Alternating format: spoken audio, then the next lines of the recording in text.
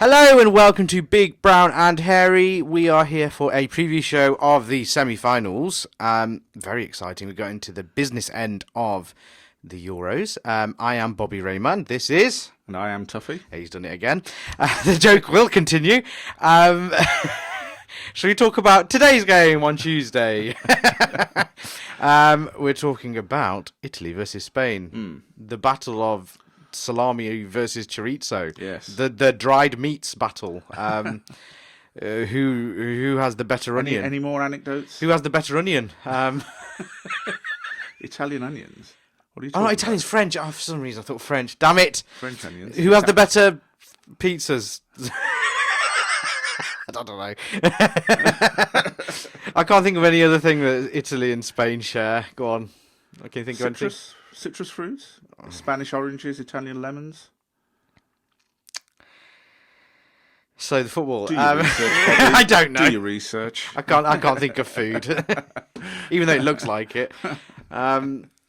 Italy versus Spain. Who have you got? Why? And what's your prediction? Oh God, this is a real poser for me, because based on what's happened in the championship so far, you'd say Italy, but they've lost that wonderful left back of theirs.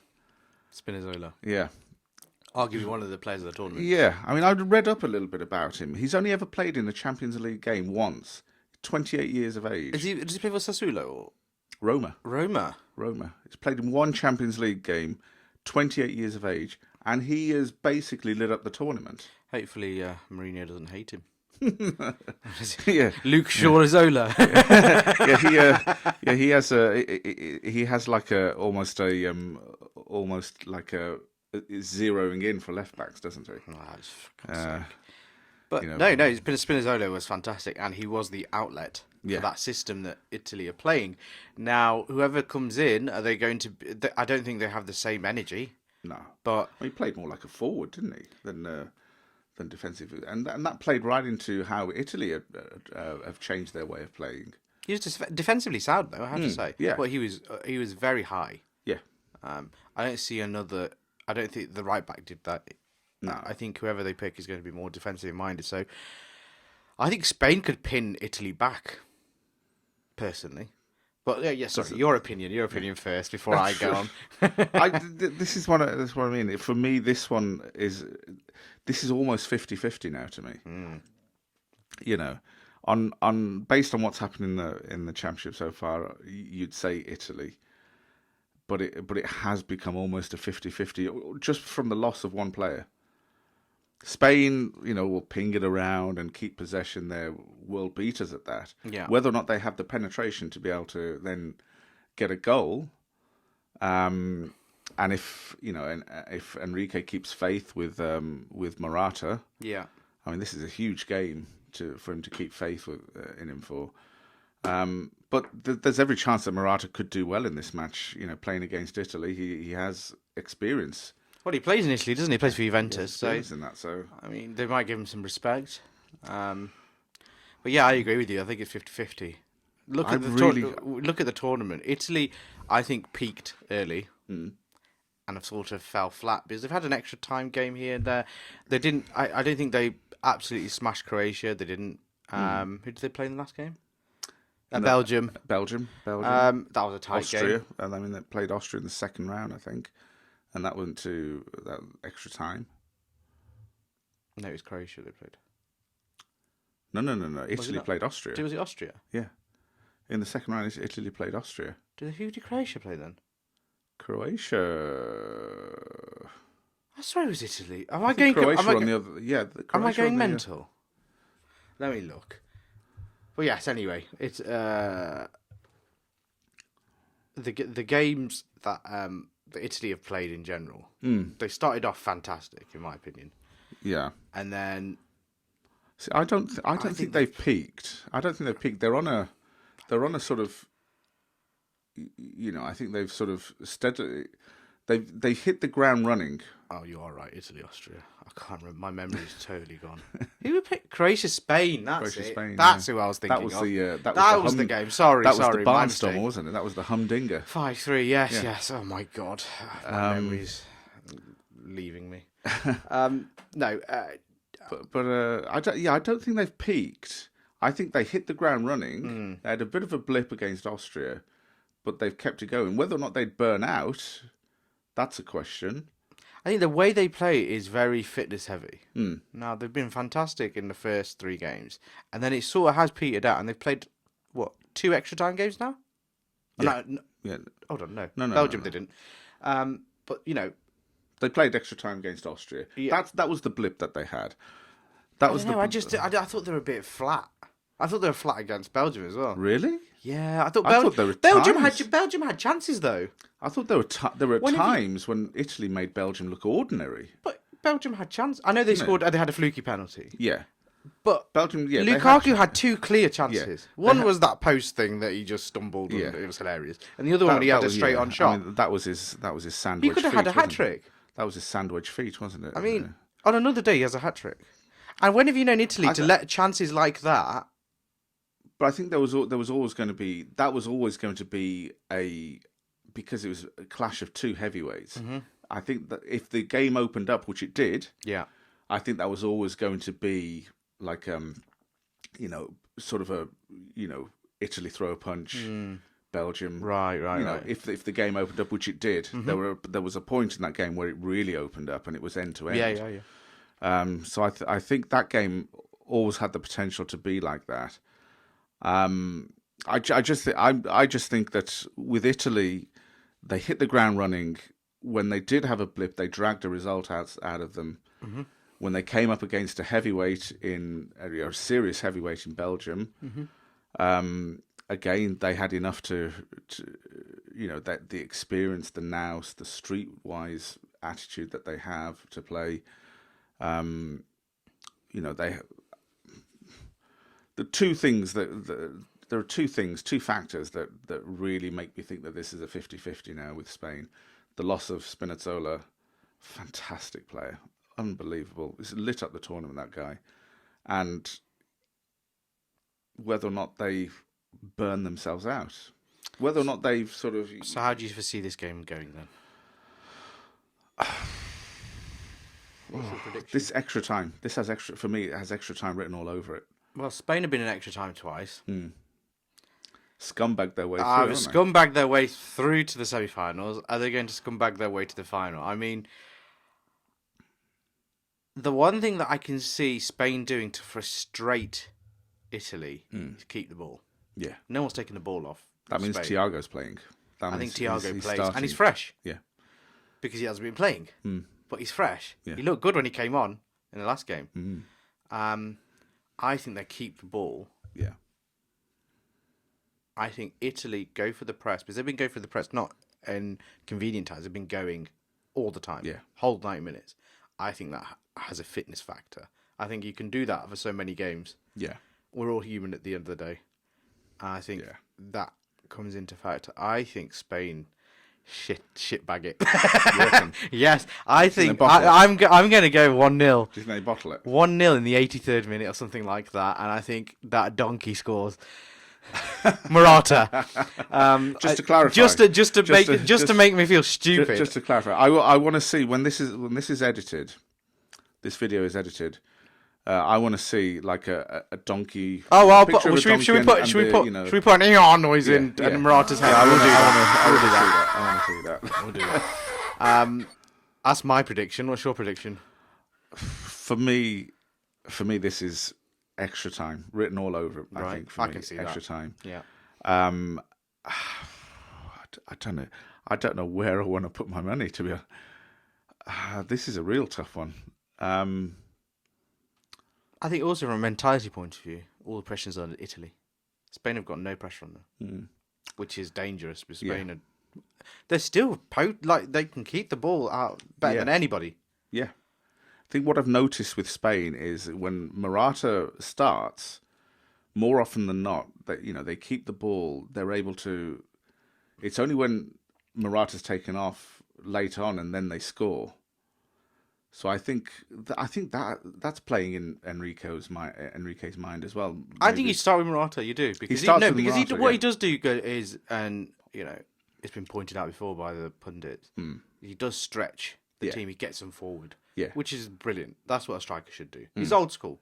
Yeah. The problem is his first touch and his finishing is awful. But that's maybe that's a confidence thing, you know. From the point of view of his first touch, he has the touch of a lump hammer, doesn't he? Really? I mean, I didn't think that anyone could have a worse touch than Lukaku in the Italian league.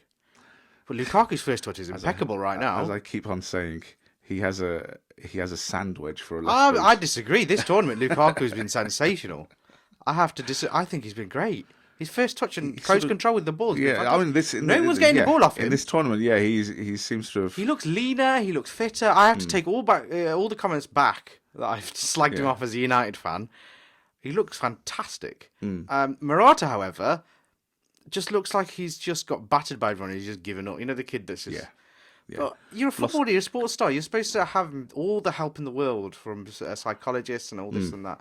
He just needs. You can see that with him, it's a complete loss of confidence. Yeah, and I don't know why, because he is a fabulous player. He does all this, but it's just finishing. You can't not hit the target. Hit the target at least. Yeah, I mean, I've said it before. I don't think he travels well. I think he's a player that needs to stay in Spain. Yes. And then he'd flourish. But yeah, going back to that point, I've been trying to stall it for as long as possible. Extra time. It goes to extra time. Morata comes off late in the second half, and in extra time, towards the end of the first half of the extra time, Spain score and nick it 1-0. I think I think in normal allotted time. Yeah. I think it's going to be a set piece, and Morata off a corner. Someone's going to flick it on. He's just going to be there. And he's going to lump it over with his knee. He's not even going to finish. It's like you'd have to be a spanner to not score off his back. Or something ridiculous. The back of his head. Yeah, he wasn't paying attention. Something like that. He had another example of Spain. But I think Spain kicked the ball though. Yeah. Oh yeah. And I think Spain handled the press quite easily. Spain and the thing is, each game is different. As we've seen in this tournament, I think Spain retain the ball and they're used to people pressing them. Yeah, they just pass the ball around you. Yeah, and that frustrates Italy. They change their system. Holes. Yeah. Not only that, it leads to, when you're chasing the ball around for all that time, it leads to fatigue. They're already been using that press throughout the entire tournament. Exactly, and I would rather play Spain over Italy any day. I would rather play Spain over Italy. I'm going ahead of ourselves, but if England beat Denmark, I'd rather play Spain over than Italy. Any day. That attacking from Spain is nothing. Yeah. We'll pocket all of them, and then set pieces. Now England have started to do that. Oh, it's just too much. Yeah, too much for Spain to handle. Italy is different. What Italy have is nous. They can go back into that experience. That tough.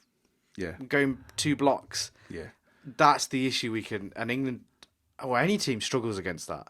But Spain have tiki-taka football, which is the kryptonite for that type of play. Because you get frustrated. Yes. Yeah. And unfortunately, England are better at keeping the ball now, but they're not Spain, unfortunately. No one's Spain when they're keeping the ball. Nobody's. Yeah. And I just think Spain win.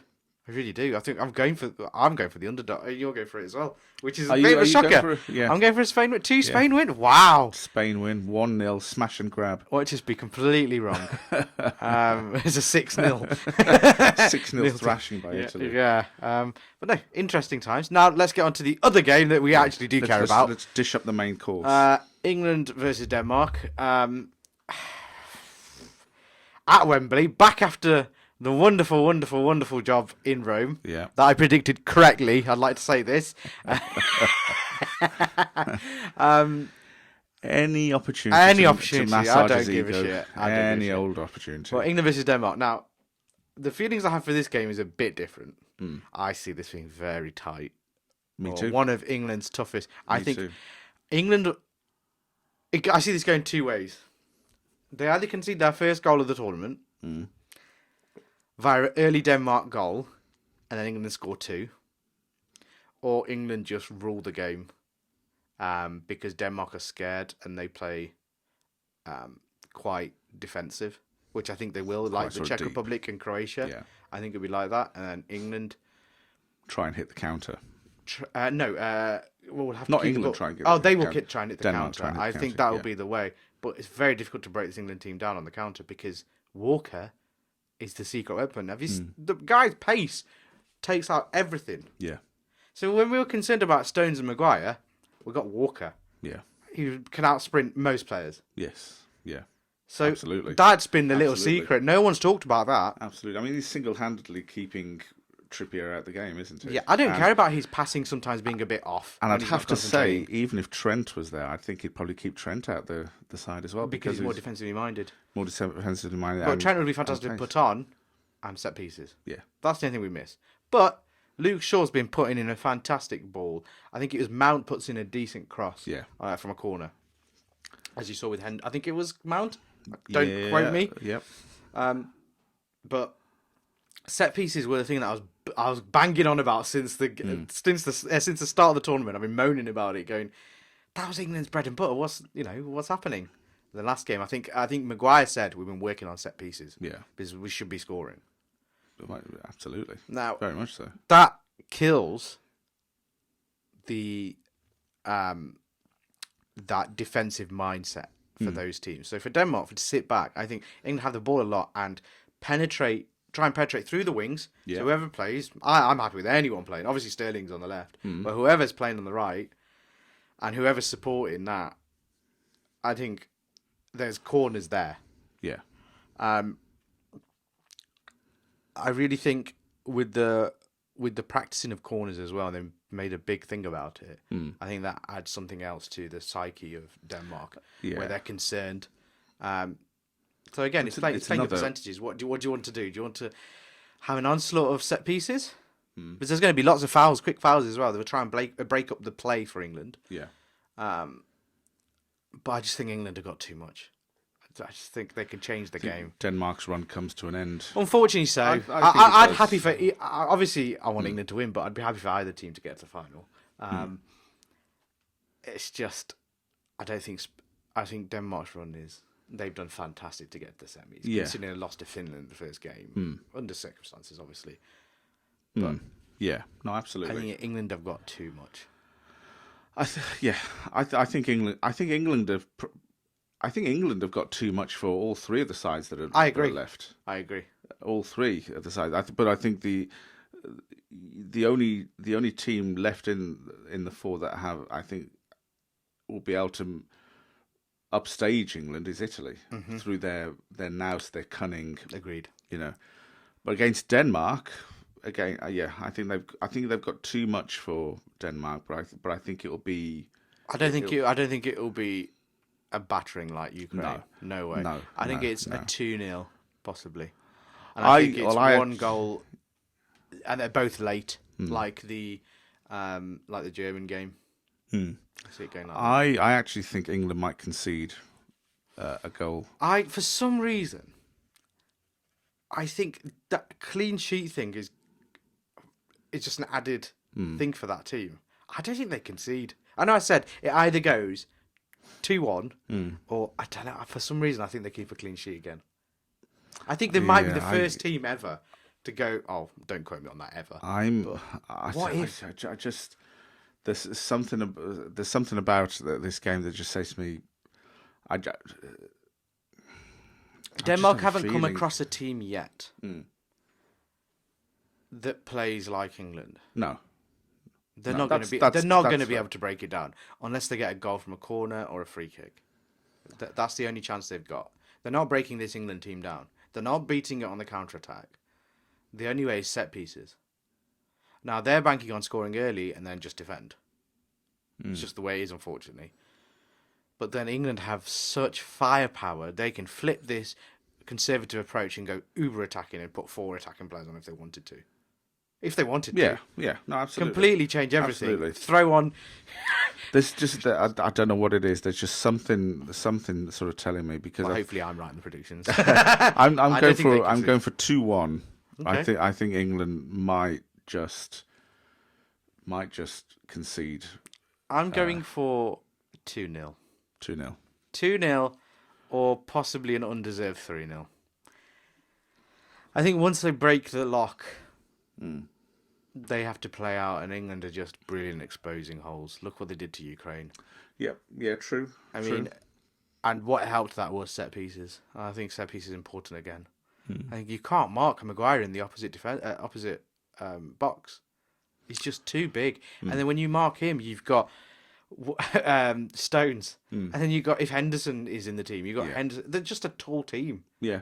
Yeah, true. And Walker, true. if he wants to throw, get Declan in there. Rice as well. Declan Rice, tall boy. So, yeah.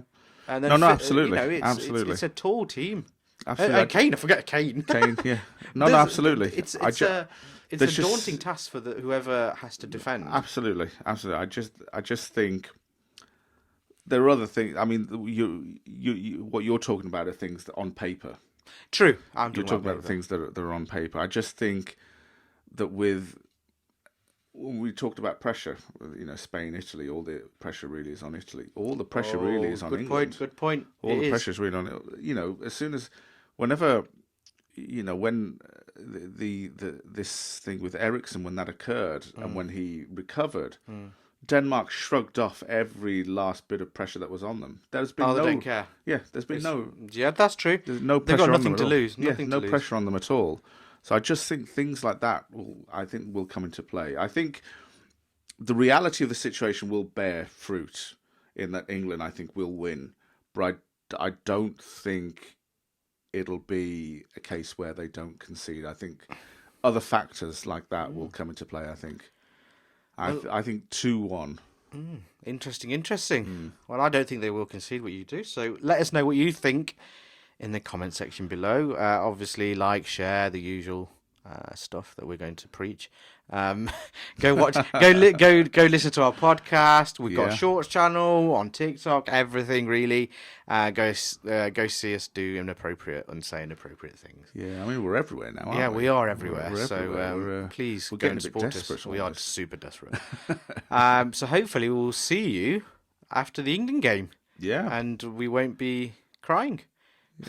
It won't be. I have a box of Kleenex right next to me. Oh, sorry, I shouldn't really say the brand name, should I? Oh, who cares? Yeah. Anyway, on that note, see you tomorrow or the day after, whenever we're back. See you then, guys.